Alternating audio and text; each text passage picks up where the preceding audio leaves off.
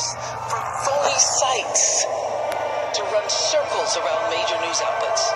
Many people don't know the difference between something real and something created to deceive them. Open your eyes. If you've ever had this feeling that something was terribly wrong with the world that we lived in, but you couldn't figure out just what it was, then you've come to the right place. Secret societies, mystery religions, and the Illuminati have been controlling our reality since the beginning of time. But not anymore, because there is an awakening happening, and you are about to become a part of it. Wake up, because this is a call for an uprising. This is a call for an uprising. Welcome to today's show. Utah looks to become the first state to run a digital ID. Now, don't get confused with the launching of what we've seen in some states where there's a digital license available for people to use as their actual license in their digital wallet.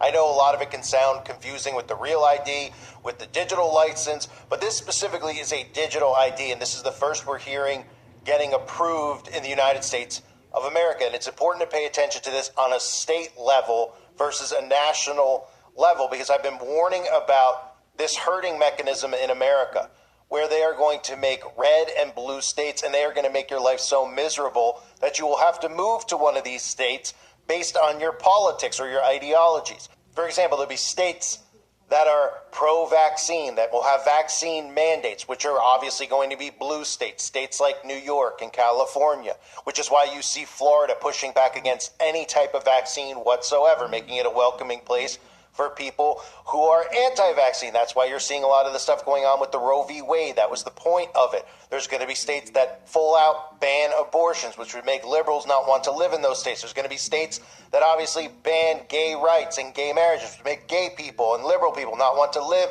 in those states. Everything you see going on in New York right now, with the race for mayor in New York, where they're literally going to put in a guy who is openly a socialist, who is looking to turn it into a socialist state. These are all things they're doing by design, and they've been doing it since COVID. In Utah, it looks like it's going to be a test run here for the digital ID. Now, they've wanted the digital ID since September 11th. We had Larry Ellison of Oracle, who is going to play a pivotal role in all of this and is playing a pivotal role in the UK, which I'll get into momentarily.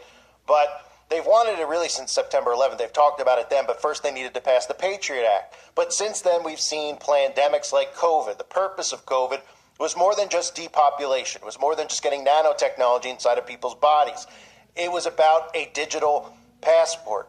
Remember, they were talking about the COVID passport, so we could track and monitor who's been where, who has what, social distancing, contact tracing. All of that stuff was to try to scare you into wanting a digital ID.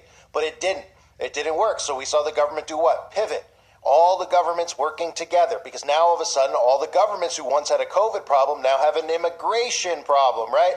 Which is why you constantly saw on the news every single day for 4 years images from the border of all these people getting through illegally, nobody stopping them from crossing the borders, getting you in an outrage over how Democrats were allowing them in, then them telling you that these people were voting without being actual U.S. citizens, telling you that your elections could possibly be ruined because of people who don't live in America who are voting for Democrats because the Democrats are letting them in. This is all psychological. It is a psychological operation to convince you into a digital ID. Let me show you what's going on in Utah and listen to how they try to convince you, because one of the other things they've done over the last 4 years or so has been about having your identity stolen online.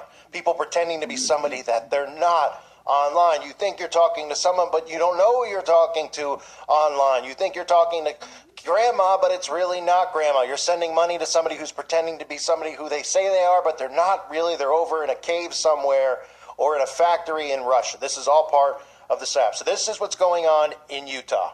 A big change could be coming to how you prove who you are. Utah State is considering rolling out a digital ID to help prove who you are in your online dealings. But with data breaches on the rise, Jim Spiewak asks if this can be a game changer for your online safety and security. Everyone is born with identity.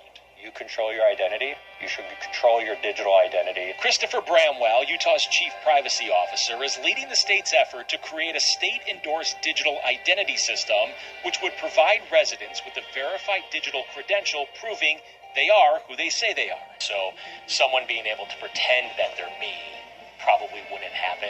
The whole point of state-endorsed digital identity is to give you control of your identity so nobody can impersonate you.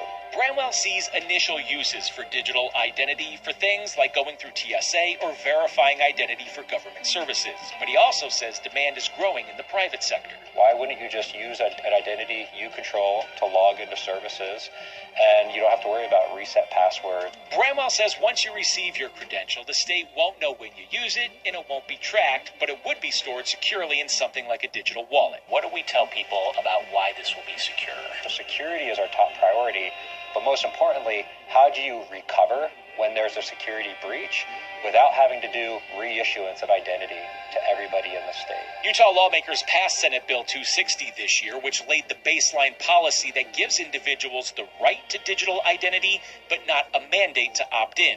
Senator Kirk Cullimore was the bill's sponsor. Everything is digital now.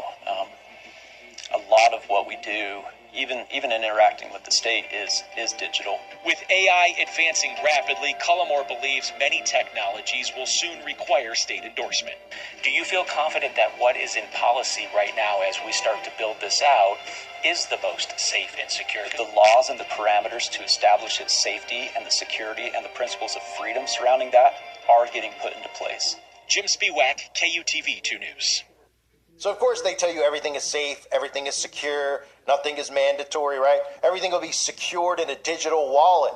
But what they really don't tell you is that all these data centers, why they're rushing to get these data centers up, is because they don't want you to realize what these data centers are for. Everything that's going to be stored in these data centers is every single thing you do online and every single movement you make in the physical world. Everything is going to be recorded by CCTV footage and everything is going to be put into these databases. They're going to watch and monitor everywhere you go and put it inside of these databases that are going to have your own personal digital footprint. And when the climate laws come into play, well, things will just get worse and worse and worse, as I'll show you right now. So one of the things they talk about, again, is being impersonated online. I just covered this at the United Nations where they were talking about AI governance. They had this shill actor, Joseph Gordon-Levitt, who was a child actor in Hollywood, which tells you all you need to know about being groomed, because all these actors in Hollywood who start off as children are groomed, and of course end up becoming spokespersons for the United Nations, like Leonardo DiCaprio, or some of these other child actors that we've seen over the years. But listen real quick to Joseph Gordon-Levitt, again, talking about how important it is for you. Your digital self should belong to you. And this, again, plays into the digital ID. I know a lot of you here probably have a lot of good ideas about how to govern AI. I'll briefly mention the specific idea that I'm here to talk about. I'm going to dive more deeply into it later. And that's the basic principle that your digital self should belong to you. That the data that humans produce, our writings and our voices and our connections, our experiences, our ideas, should belong to us. And that, yeah, thanks.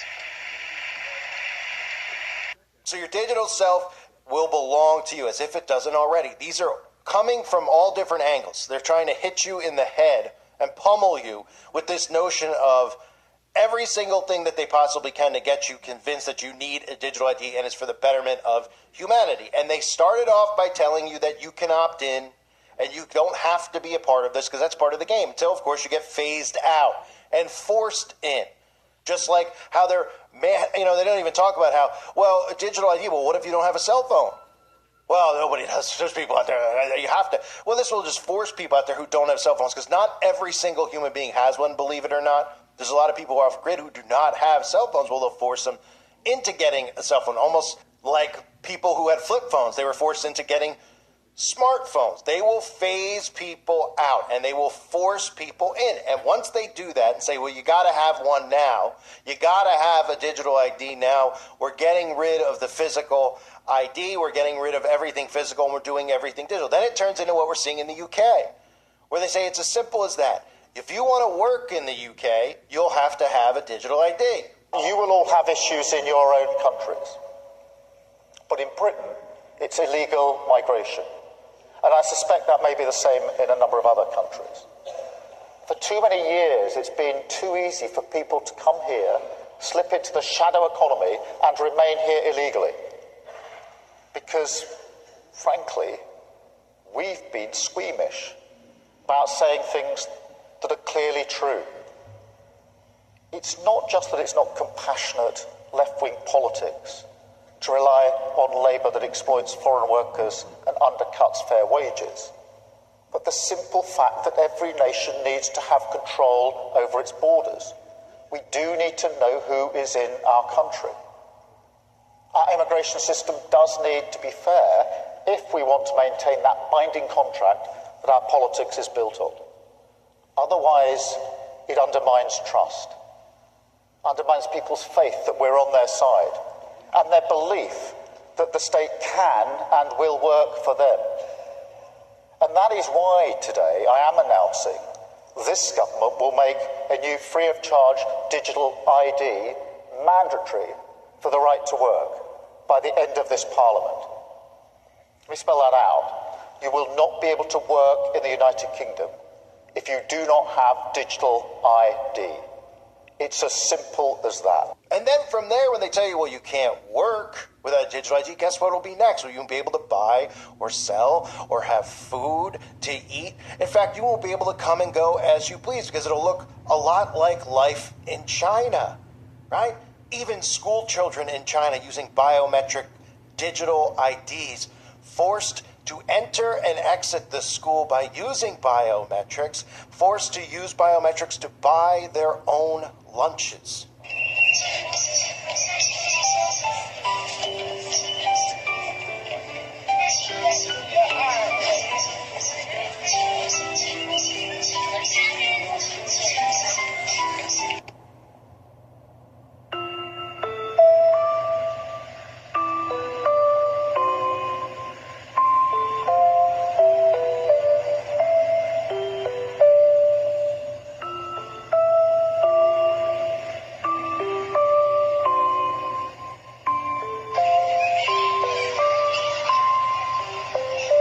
So then you ask yourself, well, when the world looks like that, and children are forced to use biometrics to go into school and exit school, think about everything else in life. Think about you going and traveling, you getting on a bus, you getting on a train, you getting on an airplane, right?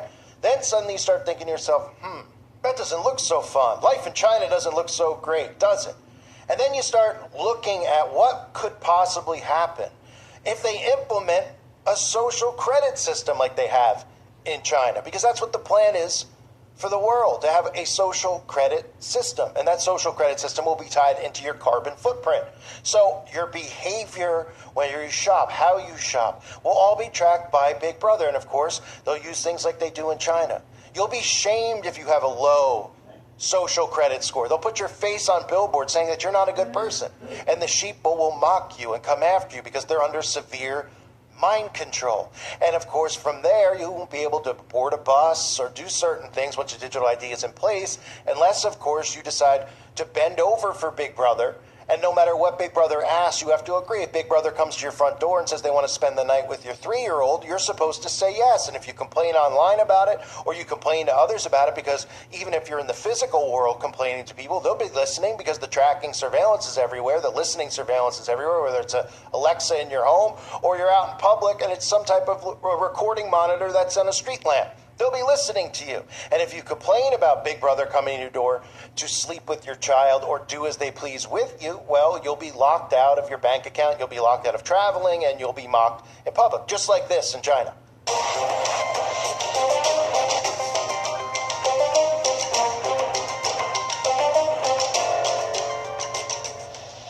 They're constantly monitored by facial recognition cameras that are able to instantly put a face to a name.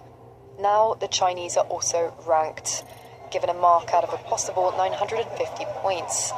A score in the 700s is considered good, around the 500 mark is not. For now, the number is a sort of bank credit rating, keeping track of everyone's spending habits. I think being ranked is a good thing. A society has to have rules. It forces us to be well behaved.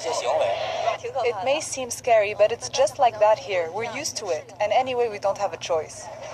But in an effort to keep all of its subjects in line, Beijing is taking the system a step further in 2020. It's aggregating data gathered by banks, private companies, and the state to rate if someone's a good or bad citizen. By using the most data possible, the so-called big data, the system will play an important role in rebuilding a moral society. The state will go over every detail of a person's life with a fine-tooth comb. Their financial situation, spending habits, career, even behavior on social media. Criticizing the government online or displaying outward signs of wealth is a no-no. On the other hand, praising the party or giving blood increases your social credit. Xiao Wen-Wang is a model citizen. She lives in Nanjing, a testing ground for social ranking. Married with a child, she has a job in a retirement home, no debts, and she wouldn't dream of jaywalking. As a good citizen, I respect the rules of the road. If I didn't, I'd lose points on my social credit.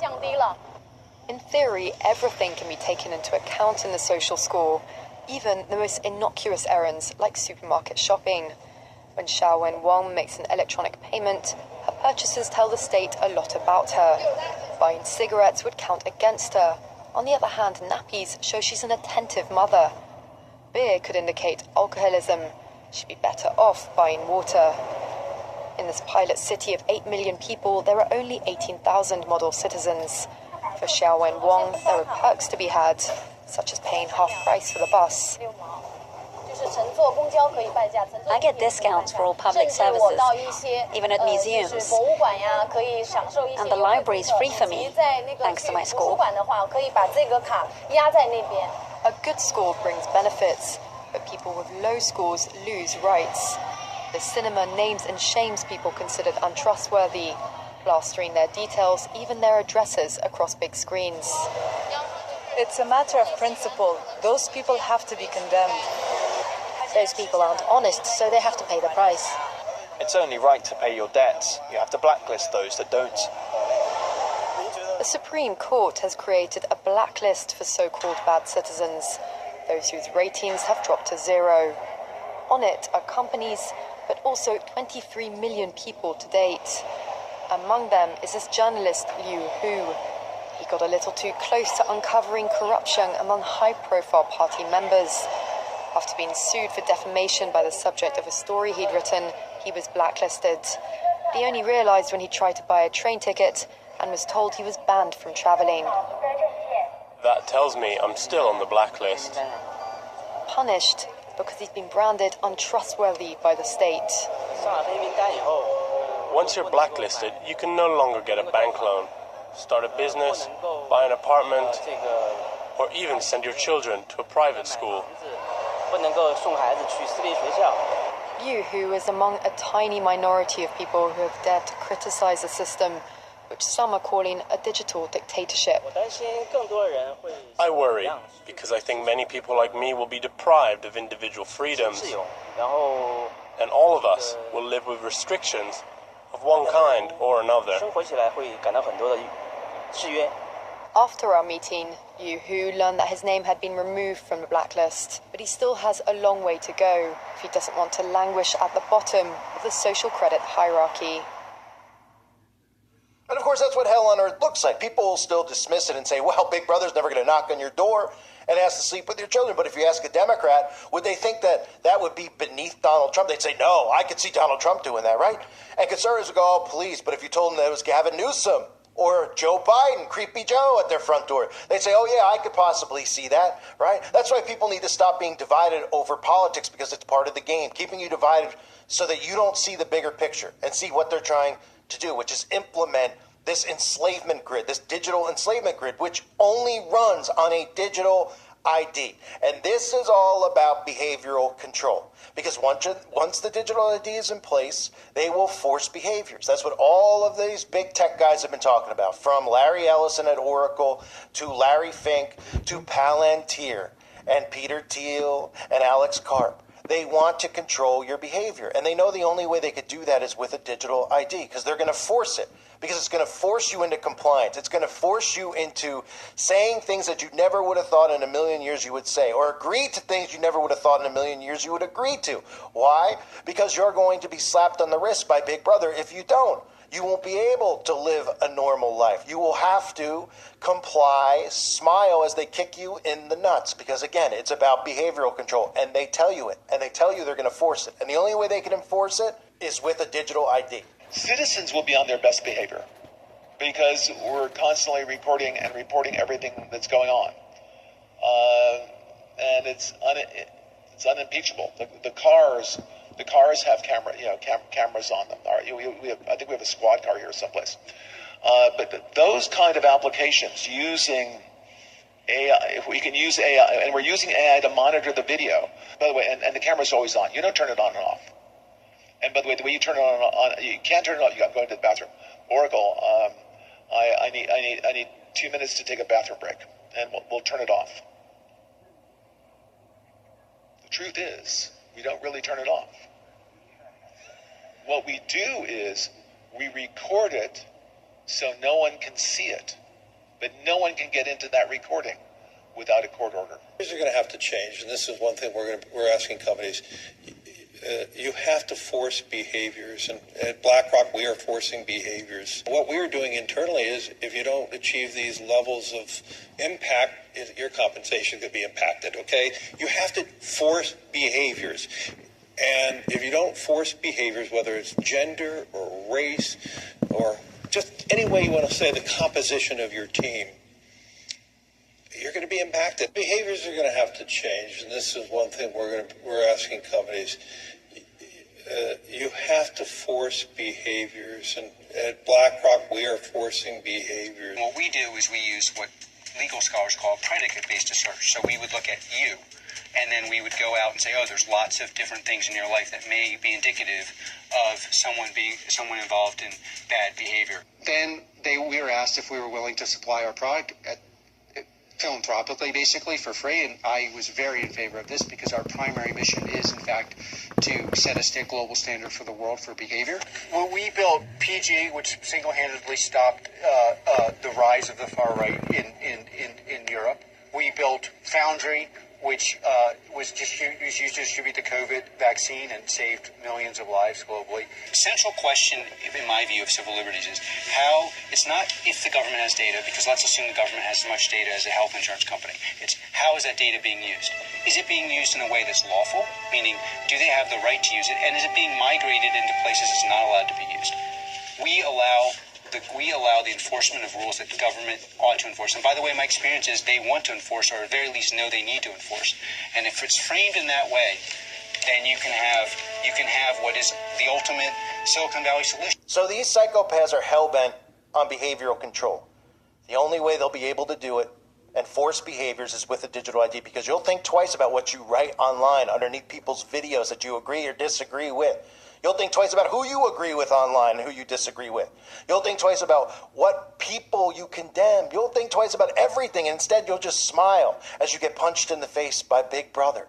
You'll smile and you'll take it, because otherwise you won't be able to access your bank account. Otherwise you won't be able to fly on a plane. And this will all only be allowed. They'll only have this power over us if we allow a digital ID.